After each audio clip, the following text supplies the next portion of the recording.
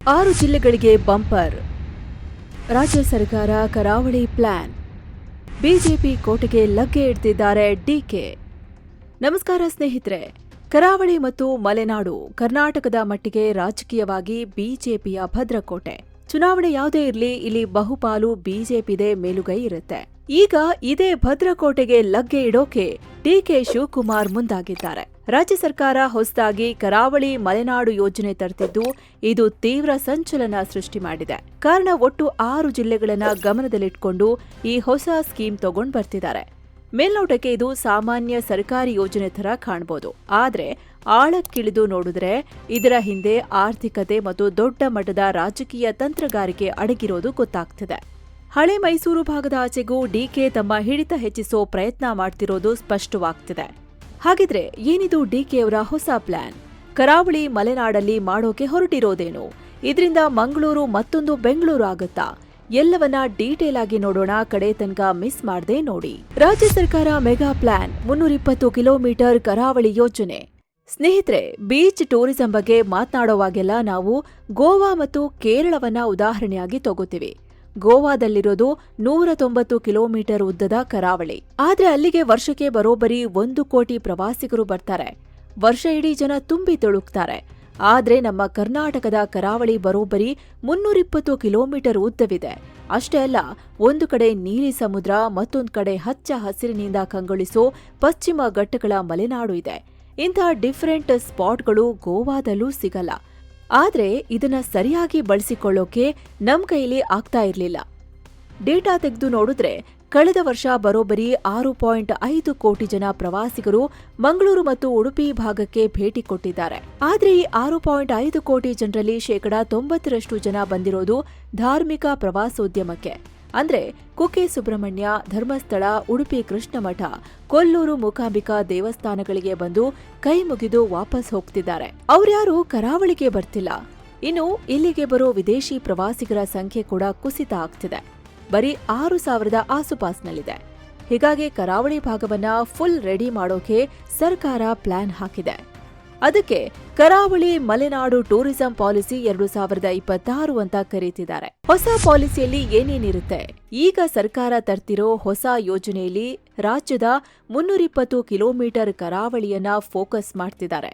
ಹಾಗಂತ ಇದರಲ್ಲಿ ಕರಾವಳಿ ಜಿಲ್ಲೆಗಳು ಮಾತ್ರ ಇರಲ್ಲ. ದಕ್ಷಿಣ ಕನ್ನಡ, ಉಡುಪಿ, ಉತ್ತರ ಕನ್ನಡ ಜೊತೆಗೆ ಸಮುದ್ರಕ್ಕೆ ಅಂಟಿಕೊಂಡಿರೋ ಮಲೆನಾಡಿನ 3 ಜಿಲ್ಲೆಗಳನ್ನ ಕನೆಕ್ಟ್ ಮಾಡ್ತಿದ್ದಾರೆ. ಶಿವಮೊಗ್ಗ, ಚಿಕ್ಕಮಗಳೂರು ಮತ್ತು ಕೊಡಗನ್ನ ಕೂಡ ಸೇರಿಸಿಕೊಳ್ತಿದ್ದಾರೆ. ಅಂದ್ರೆ ಪ್ರವಾಸಿಗರು ಸಮುದ್ರ ತೀರದಲ್ಲಿ ಎಂಜಾಯ್ ಮಾಡಿ ಕೇವಲ 1-2 ಗಂಟೆಗಳ ಪ್ರಯಾಣದಲ್ಲಿ ಮಲೆನಾಡಿನ ಹಸಿರಿನ ಮಧ್ಯೆ ಕಾಫಿ ಎಸ್ಟೇಟ್ಗಳ ನಡುವೆ ರಿಲ್ಯಾಕ್ಸ್ ಮಾಡೋವಂಥ ಒಂದು ಇಂಟಿಗ್ರೇಟೆಡ್ ಟೂರಿಸಂ ಸರ್ಕ್ಯೂಟ್ ಅನ್ನ ಇಲ್ಲಿ ಪ್ಲಾನ್ ಮಾಡಲಾಗ್ತಿದೆ. ಮಾಹಿತಿ ಪ್ರಕಾರ ಒಟ್ಟು 718 ಕೋಟಿ ರೂಪಾಯಿಗಳ ಬಜೆಟ್ನಲ್ಲಿ ಒಟ್ಟು 45 ಪ್ರಾಜೆಕ್ಟ್ ತರ್ತಿದ್ದಾರೆ. ಇದರಲ್ಲಿ ಅತ್ಯಂತ ಪ್ರಮುಖವಾಗಿರೋದು ಬೀಚ್ಗಳ ಅಭಿವೃದ್ಧಿ. ಕರಾವಳಿಯ ಆಯ್ದ ಬೀಚ್ಗಳಿಗೆ ಇಂಟರ್ನ್ಯಾಷನಲ್ ಲೆವೆಲ್ನ ಬ್ಲೂ ಫ್ಲಾಗ್ ಟ್ಯಾಗ್ ತರಿಸಬೇಕು ಅಂತ ಸರ್ಕಾರ ಪ್ಲಾನ್ ಮಾಡ್ತಿದೆ. ಈ ಬ್ಲೂ ಫ್ಲಾಗ್ ಬೀಚ್ ಅಂದ್ರೆ ಅಲ್ಲಿನ ನೀರು ಎಷ್ಟು ಕ್ಲೀನ್ ಆಗಿದೆ, ಬರೋ ಟೂರಿಸ್ಟ್ಗಳಿಗೆ ಸೇಫ್ಟಿ ಇದೆಯಾ, ಕ್ಲೀನ್ ಆದ ಟಾಯ್ಲೆಟ್ಸ್ ಇವೆಯಾ, ಇದೆಲ್ಲವನ್ನ ನೋಡಿ ಕೊಡ್ತಾರೆ. ಕರ್ನಾಟಕದ ಬೀಚ್ಗಳನ್ನ ಆ ದರ್ಜೆಗೇರಿಸಬೇಕು ಅಂತ ಸರ್ಕಾರ ಹೇಳ್ತಿದೆ. ಅಲ್ಲದೆ ವಾಟರ್ ಸ್ಪೋರ್ಟ್ಸ್, ಸ್ಕೂಬಾ ಡೈವಿಂಗ್ ತರಹದ ಅಡ್ವೆಂಚರ್ ಗೇಮ್ಸ್ ಶುರು ಮಾಡೋಕೂ ಗುರಿ ಇದೆ. ಅಲ್ಲದೆ ಸರ್ಕಾರ ಕ್ರೂಸ್ ಪ್ಯಾಸೆಂಜರ್ಸ್ ಮೇಲೂ ಫೋಕಸ್ ಮಾಡ್ತಿದೆ. ಅಂದ್ರೆ ದೊಡ್ಡ ದೊಡ್ಡ ಹಡಗಿನಲ್ಲಿ ಸಮುದ್ರಯಾನ ಕೈಗೊಳ್ಳೋ ಪ್ರವಾಸಿಗರು ಸಾಮಾನ್ಯವಾಗಿ ಅಕ್ಟೋಬರ್ನಿಂದ ಮಾರ್ಚ್ ತಿಂಗಳನ್ನ ಕ್ರೂಸ್ ಸೀಸನ್ ಅಂತ ಕರೀತಾರೆ. ಈ ಟೈಮಲ್ಲಿ ಈ ಪ್ರವಾಸಿ ಹಡಗುಗಳು ಹೆಚ್ಚಾಗಿ ಭೇಟಿ ನೀಡ್ತವೆ. ಮೇನ್ ಆಗಿ ಕೊಚ್ಚಿ, ಗೋವಾ, ಮಂಗಳೂರಿಗೆ ಬರ್ತಾರೆ.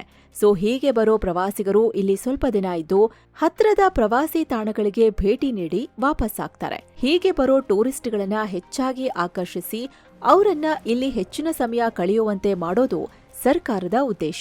ಇನ್ನು ಈ ಯೋಜನೆ ಸಕ್ಸಸ್ ಆಗ್ಬೇಕು ಅಂದ್ರೆ ಉದ್ಯಮಿಗಳ ಸಹಕಾರ ಬೇಕು. ಸರ್ಕಾರ ಅವರ ಸಲಹೆಗಳನ್ನ ಕೂಡ ತಗೊಳ್ತಿದೆ. ಮಂಗಳೂರು ಕಾರವಾರ ಮಧ್ಯೆ ಹೈ ಸ್ಪೀಡ್ ಟ್ರೈನ್ ಬಿಡಿ, ಟೂರಿಸಂ ಇನ್ನೂ ಜೋರಾಗುತ್ತೆ ಅಂತ ಐಡಿಯಾ ಕೊಟ್ಟಿದ್ದಾರೆ. ಹಾಗೆ ಕರಾವಳಿ ಟೂರಿಸಂನ ಬ್ರ್ಯಾಂಡ್ ಅಂಬಾಸಿಡರ್ ಆಗಿ ನಟ ರಿಷಬ್ ಶೆಟ್ಟಿ ಅವರನ್ನ ನೇಮಕ ಮಾಡೋಕೆ ಸಿದ್ಧತೆ ನಡೆದಿದೆ. ಇದಕ್ಕಾಗಿ ಸಿಎಂ ಡಿಕೆ ಶಿವಕುಮಾರ್ ಮತ್ತು ರಿಷಬ್ ಶೆಟ್ಟಿ ಭೇಟಿ ಮಾಡಿ ಮಾತುಕತೆ ನಡೆಸಿದ್ದಾರೆ. ಇನ್ನು ಈ ಮೊದಲು ಮಲೆನಾಡು ಕರಾವಳಿ ಕಡೆ ಹೋಮ್ ಸ್ಟೇ ಮಾಡಬೇಕು ಅಂದ್ರೆ ಸಿಕ್ಕಾಪಟ್ಟೆ ರೂಲ್ಸ್ ಇತ್ತು. ಈಗ ಸರ್ಕಾರ ಇದನ್ನು ಈಸಿ ಮಾಡ್ತಿದೆ. ಯಾರು ಹೊಸದಾಗಿ ಹೋಟೆಲ್ ಟೂರಿಸಂಗೆ ಬಂಡವಾಳ ಹಾಕ್ತಾರೋ ಅವರಿಗೆ ಸರ್ಕಾರದಿಂದ ಸ್ಪೆಷಲ್ ಉತ್ತೇಜನ ಸಿಗಲಿದೆ. ಆದ್ರೆ ಇಲ್ಲಿ ಪರಿಸರಕ್ಕೆ ಯಾವುದೇ ರೀತಿಯ ಹಾನಿಯಾಗದಂತೆ ಎಲ್ಲಾ ಕ್ರಮ ತಗೊಳ್ಳಿ ಅಂತ ಸಿಎಂ ಡಿಕೆ ಹೇಳಿದ್ದಾರೆ. ಸಿಆರ್ಝೆಡ್ ಮತ್ತು ಅರಣ್ಯ ಇಲಾಖೆಯಿಂದ ಆಗ್ತಿರೋ ತಾಂತ್ರಿಕ ತಕರಾರುಗಳ ಬಗ್ಗೆ 15ರಿಂದ 20 ದಿನಗಳಲ್ಲಿ ವರದಿ ರೆಡಿ ಮಾಡಿ ಹೂಡಿಕೆದಾರರಿಗೆ ಸರಿಯಾದ ಮಾರ್ಗ ಮಾಡಿಕೊಡ್ಬೇಕು. ಉದ್ಯಮಿಗಳಿಗೆ ಆಗ್ತಿರೋ ಇಲಾಖಾ ಕಿರಿಕಿರಿಗಳಿಗೆ ಪರಿಹಾರ ಕಂಡು ಹಿಡಿಬೇಕು ಅಂತ ಸಿಎಂ ಹೇಳಿದ್ದಾರೆ. ಸ್ನೇಹಿತರೆ, ಸರ್ಕಾರ ಇಷ್ಟೆಲ್ಲ ಮಾಡ್ತಿದೆ, ಹಾಗಾದ್ರೆ ಇದರಿಂದ ನಮ್ಮ ಆರ್ಥಿಕತೆಗೆ ಏನು ಲಾಭ ಅಂತ ತಿಳ್ಕೊಳ್ಳೋಣ. ಆದ್ರೆ ಅದಕ್ಕಿಂತ ಮುಂಚೆ ನಿಮ್ಮಲ್ಲೊಂದು ಸಣ್ಣ ರಿಕ್ವೆಸ್ಟ್. ನಮ್ಮ ಈ ಪ್ರಯತ್ನ ನಿಮಗೆ ಇಷ್ಟ ಆಗ್ತಿದ್ರೆ ಮಸ್ತ್ ಮಗ ಚಾನೆಲ್ನ ಜಾಯಿನ್ ಬಟನ್ ಕ್ಲಿಕ್ ಮಾಡೋ ಮೂಲಕ ನೀವು ನಮ್ಮ ಮೆಂಬರ್ ಆಗ್ಬಹುದು. ಇದರಿಂದ ನಿಮಗೆ ಎಕ್ಸ್ಕ್ಲೂಸಿವ್ ವಿಡಿಯೋಗಳು ಸಿಗೋದ್ರ ಜೊತೆಗೆ ನಮ್ಮ ಪ್ರಾಮಾಣಿಕ ಪತ್ರಿಕೋದ್ಯಮಕ್ಕೆ ನಿಮ್ಮದೊಂದು ದೊಡ್ಡ ಬೆಂಬಲ ಸಿಕ್ಕಂತಾಗತ್ತೆ. ಆಸಕ್ತಿ ಇರೋರು ಖಂಡಿತ ಜಾಯ್ನ್ ಆಗಿ. ಬನ್ನೀಗ ವರದಿಯಲ್ಲಿ ಮುಂದುವರಿಯೋಣ. ಸ್ನೇಹಿತರೆ, ಡಿಕೆ ಸರ್ಕಾರದ ಈ ಪ್ಲಾನ್ ಹಿಂದೆ 2 ಪ್ರಮುಖ ಉದ್ದೇಶ ಇದೆ. ಮೊದಲನೇದು ಆರ್ಥಿಕತೆ. ನಮಗೆಲ್ಲ ಗೊತ್ತಿರೋ ಹಾಗೆ ಇವತ್ತು ಕರ್ನಾಟಕದ ಎಕಾನಮಿಯ ಮೇನ್ ಪಿಲ್ಲರ್ ಆಗಿರೋದು ನಮ್ಮ ಬೆಂಗಳೂರು. ಆದ್ರೆ ಈಗ ಬೆಂಗಳೂರು ಆಲ್ಮೋಸ್ಟ್ ಫುಲ್ ಆಗಿದೆ. ಸಿಕ್ಕಾಪಟ್ಟೆ ಟ್ರಾಫಿಕ್, ನೀರಿನ ಸಮಸ್ಯೆ, ದುಬಾರಿ ಕಾಸ್ಟ್ ಆಫ್ ಲಿವಿಂಗ್ ಇದೆಲ್ಲ ನೋಡಿ ಹೊಸದಾಗಿ ಬರೋ ದೊಡ್ಡ ಐಟಿ ಕಂಪನಿಗಳು ಸ್ವಲ್ಪ ಹಿಂದೇಟು ಹಾಕ್ತಿವೆ. ಇದೆಲ್ಲ ಸರ್ಕಾರಕ್ಕೂ ಗೊತ್ತಿದೆ. ಹಾಗಾಗಿ ಬೆಂಗಳೂರಿನ ಮೇಲಿರೋ ಈ ಪ್ರೆಷರ್ ಕಮ್ಮಿ ಮಾಡಬೇಕು ಅಂದ್ರೆ ನಮಗೆ ರಾಜ್ಯದಲ್ಲಿ ಇನ್ನೊಂದು ಪರ್ಯಾಯ ಆರ್ಥಿಕ ರಾಜಧಾನಿ ಬೇಕೇ ಬೇಕು. ಆ ಜಾಗ ತುಂಬೋಕೆ ಇರೋ ಬೆಸ್ಟ್ ಆಪ್ಷನ್ ಅಂದ್ರೆ ಅದು ಮಂಗಳೂರು ಅನ್ನೋದು ತುಂಬಾ ಜನರ ವಾದ. ಯಾಕಂದ್ರೆ ಮಂಗಳೂರಿಗೆ ಆ ಲೆವೆಲ್ಗೆ ಬೆಳೆಯೋ ಎಲ್ಲಾ ಅರ್ಹತೆಗಳೂ ಇವೆ. ಅದೊಂದು ಎಜುಕೇಶನ್ ಹಬ್, ಇಂಟರ್ನ್ಯಾಷನಲ್ ಏರ್ಪೋರ್ಟ್ ಇದೆ, ದೊಡ್ಡ ಪೋರ್ಟ್ ಇದೆ, ಹೈವೇಗಳು, ಟಾಪ್ ಮೆಡಿಕಲ್ ಇಂಜಿನಿಯರಿಂಗ್ ಕಾಲೇಜುಗಳು ಎಲ್ಲವೂ ಇದೆ. ಆದ್ರೂ ಬೆಂಗಳೂರು ರೇಂಜ್ಗೆ ಅಲ್ಲಿ ಐಟಿ-ಬಿಟಿ ಕಂಪನಿಗಳು ಯಾಕೆ ಬೆಳ್ತಿಲ್ಲ? ಅದಕ್ಕೆ ಮೇನ್ ಕಾರಣ ಕಾರ್ಪೊರೇಟ್ ಮಂದಿ ಎಕ್ಸ್ಪೆಕ್ಟ್ ಮಾಡೋ ಲೈಫ್ ಸ್ಟೈಲ್ ಮತ್ತು ಇನ್ಫ್ರಾಸ್ಟ್ರಕ್ಚರ್. ಐಟಿ ಉದ್ಯೋಗಗಳು ಬರೀ ಆಫೀಸ್ ಮನೆ ಅಂತ ಇರಲ್ಲ. ವೀಕೆಂಡ್ ಬಂದ್ರೆ ರಿಲ್ಯಾಕ್ಸ್ ಆಗೋಕೆ ಪಬ್ಗಳು, resort, water sports, 5 star hotels ಹೀಗೆ ಹೈ ಕ್ಲಾಸ್ ಎಂಟರ್ಟೈನ್ಮೆಂಟ್ ಹುಡುಕ್ತಾರೆ. ಕರಾವಳಿಯಲ್ಲಿ ಟೂರಿಸಂ ಡೆವಲಪ್ ಆದ್ರೆ ಆಟೋಮ್ಯಾಟಿಕ್ ಆಗಿ ದೊಡ್ಡ ಇನ್ವೆಸ್ಟರ್ಸ್ ಬಂದು 5 ಸ್ಟಾರ್ ಹೋಟೆಲ್ಸ್, ರೆಸಾರ್ಟ್ಸ್ ಕಟ್ತಾರೆ. ರಸ್ತೆಗಳು ಕ್ಲೀನ್ ಆಗ್ತವೆ, ಸಾರಿಗೆ ಸಂಪರ್ಕ ಇಂಪ್ರೂವ್ ಆಗತ್ತೆ, ಬೀಚ್ಗಳ ಸುತ್ತಮುತ್ತ ಒಂಥರ ಗ್ಲೋಬಲ್ ಲೈಫ್ ಸ್ಟೈಲ್ ಕ್ರಿಯೇಟ್ ಆಗತ್ತೆ. ಯಾವಾಗ ಮಂಗಳೂರು, ಉಡುಪಿಲಿ ಇನ್ಫ್ರಾಸ್ಟ್ರಕ್ಚರ್ ರೆಡಿ ಆಗುತ್ತೋ ಆಗ ದೊಡ್ಡ ಐಟಿ ಕಂಪನಿಗಳು ತಾವಾಗಿಯೇ ಬಂದು ಮಂಗಳೂರಿನಲ್ಲಿ ಕ್ಯಾಂಪಸ್ ಓಪನ್ ಮಾಡ್ತವೆ. ಈಗಾಗಲೇ ಇನ್ಫೋಸಿಸ್, TCS ತರದ ಕಂಪನಿಗಳು ಅಲ್ಲಿವೆ. ಸೊ ಈಗ ಟೂರಿಸಂಗೆ ಸಿಗ್ತಿರೋ ಈ ಬೂಸ್ಟ್ ಏನಾದ್ರೂ ವರ್ಕೌಟ್ ಆದ್ರೆ ಮುಂದಿನ 10 ವರ್ಷದಲ್ಲಿ ಮಂಗಳೂರು ಕೂಡ ಇನ್ನೊಂದು ಐಟಿ ಕ್ಯಾಪಿಟಲ್ ಆಗ್ಬೋದು. ಹೀಗಾಗಿ ಈ ಯೋಜನೆ ಹಲವರ ಕಣ್ಣರಳಿಸ್ತಿವೆ. ಇನ್ನು ಆರ್ಥಿಕತೆ ಬದಿಗಿಟ್ಟು ರಾಜಕೀಯ ಕಡೆ ಬಂದ್ರೆ ಅಲ್ಲೂ ಇಂಟ್ರೆಸ್ಟಿಂಗ್ ಅಂಶಗಳು ಕಾಣ್ತಿವೆ. ಸ್ನೇಹಿತರೆ, ಯಾವುದೇ ಸರ್ಕಾರ ಒಂದು ದೊಡ್ಡ ಯೋಜನೆ ತರುತ್ತೆ ಅಂದ್ರೆ ಅಲ್ಲಿ ವೋಟ್ ಬ್ಯಾಂಕ್ನ ಲೆಕ್ಕಾಚಾರ ಇರಲೇಬೇಕು. ಸೊ ಕರಾವಳಿ ಮತ್ತು ಮಲೆನಾಡು ಭಾಗದಲ್ಲಿ ಪ್ರವಾಸೋದ್ಯಮ ಅಭಿವೃದ್ಧಿಪಡಿಸುವ ಮೂಲಕ ಡಿಕೆ ಶಿವಕುಮಾರ್ ಮತ್ತು ಕಾಂಗ್ರೆಸ್ ಸರ್ಕಾರ ಕೂಡ ಹೊಸ ಲೆಕ್ಕಾಚಾರ ಹಾಕಿದೆ. ನಿಮಗೆಲ್ಲ ಗೊತ್ತಿರೋ ಹಾಗೆ ಕರಾವಳಿ ಕರ್ನಾಟಕ ಅಂದ್ರೆ ಅದು ಬಿಜೆಪಿಯ ಭದ್ರಕೋಟೆ. ಅಲ್ಲಿ ಜಾತಿ ಲೆಕ್ಕಾಚಾರಗಳಿಗಿಂತ ಹಿಂದುತ್ವ, ಎಡಪಂಥ, ಬಲಪಂಥ ಅನ್ನೋ ರಾಜಕಾರಣ ಜಾಸ್ತಿ ವರ್ಕ್ ಆಗತ್ತೆ. ಈಗ 2023ರ ಎಲೆಕ್ಷನ್ ರಿಸಲ್ಟ್ಸ್ ನೋಡಿ. ರಾಜ್ಯ ಪೂರ್ತಿ ಕಾಂಗ್ರೆಸ್ ಹವಾ ಇದ್ರೂ ಉಡುಪಿಯ 5ಕ್ಕೆ 5 ಸೀಟ್ ಬಿಜೆಪಿ ಪಾಲಾಯ್ತು. ದಕ್ಷಿಣ ಕನ್ನಡದಲ್ಲಿ 8ರಲ್ಲಿ 6 ಸೀಟ್ ಕಮಲದ ಮುಡಿಗೇರಿತು. ಅತ್ತ ಮಲೆನಾಡಿನ ಶಿವಮೊಗ್ಗ, ಚಿಕ್ಕಮಗಳೂರಿನಲ್ಲೂ ಬಿಜೆಪಿ ತನ್ನ ಪವರ್ ಉಳಿಸಿಕೊಂಡಿದೆ.